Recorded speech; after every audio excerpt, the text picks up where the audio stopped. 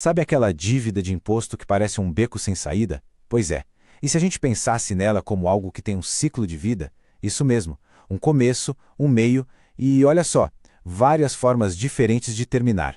É exatamente esse ciclo que a gente vai desvendar agora. Então, a grande questão que dá o pontapé inicial é essa, né? O que acontece quando um imposto atrasa? Uma situação super comum. Mas o que vem depois? As consequências, as saídas, aí o negócio fica mais complexo. E é exatamente aí que a gente vai mergulhar. Bom, para a gente entender o quadro completo, vamos fazer o seguinte: seguir a vida de um crédito tributário passo a passo.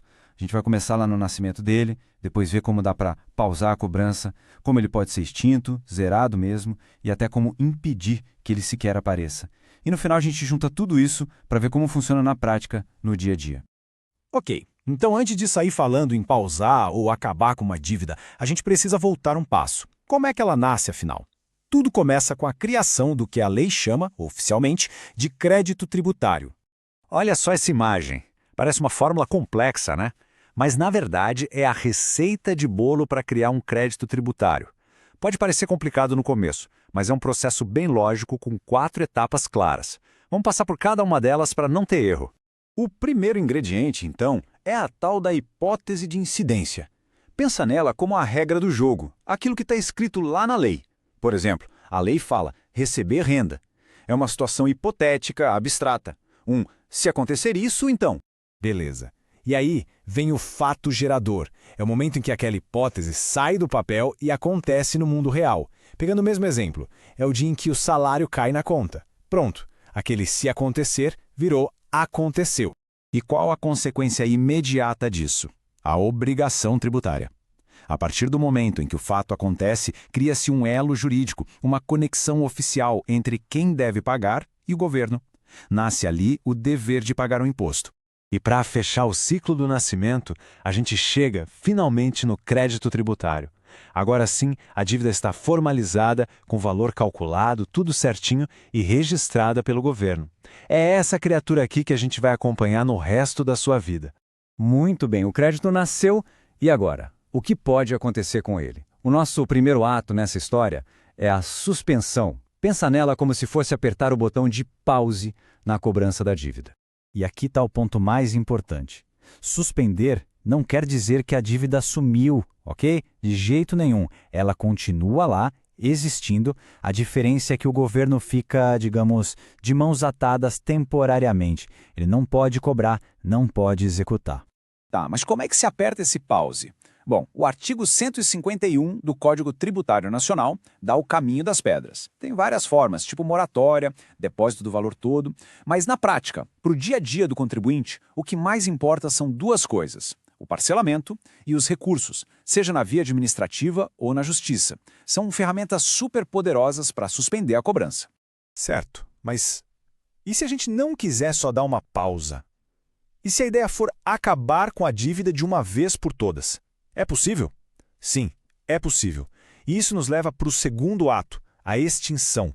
Agora a conversa é outra. Não é mais sobre pausar, é sobre deletar, apagar permanentemente o crédito. A ideia aqui é bem direta, sem rodeios. Extinguir o crédito quer dizer que ele é eliminado, acabou, e junto com ele vai embora a obrigação que deu origem a tudo.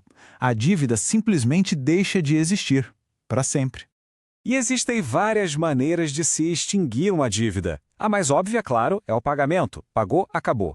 Mas tem outras, como a compensação, quando se usa um crédito para quitar um débito, a transação, que é um tipo de acordo, e até a prescrição, que é bem interessante. É quando o governo basicamente perde o prazo que ele tinha para cobrar. Agora a gente chega na parte talvez mais diferente dessa história toda. A exclusão. Presta atenção. Ela não tem nada a ver com suspender ou extinguir uma dívida que já está lá. A exclusão age antes. Ela impede que o crédito tributário sequer seja criado. A diferença aqui é crucial. A exclusão é preventiva. Ela atua na origem do problema. A própria lei, por algum motivo, tipo uma isenção ou uma anistia, simplesmente barra o caminho. Ela impede que aquele fato gerador vire uma obrigação tributária e, por consequência, um crédito. Então, para resumir de forma bem clara, a principal diferença entre exclusão e extinção é o timing, é quando as coisas acontecem. Uma, a exclusão impede o nascimento, a outra, a extinção, decreta o fim depois que o crédito já nasceu. É tudo uma questão de antes e depois. Bom, agora que a gente já viu os 3 conceitos separados, que tal colocar todos eles lado a lado? Assim as diferenças ficam bem nítidas, sem margem para dúvida.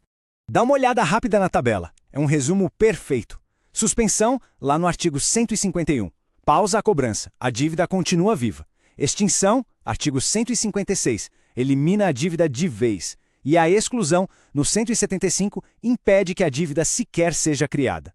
3 efeitos completamente diferentes, cada um com sua função e seu lugar na lei. Legal, muita teoria, né?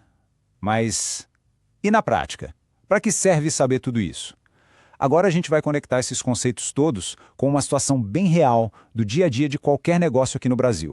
Imagina o seguinte cenário. Uma empresa está lá negociando um contrato importantíssimo. Para assinar, ela precisa apresentar uma certidão de que está tudo ok com os impostos. O problema é que ela tem uma dívida, mas está pagando, direitinho, em parcelas. A pergunta é, ela consegue essa certidão ou não? E a resposta é sim, consegue. É exatamente aqui que todo esse conhecimento vira uma ferramenta poderosa.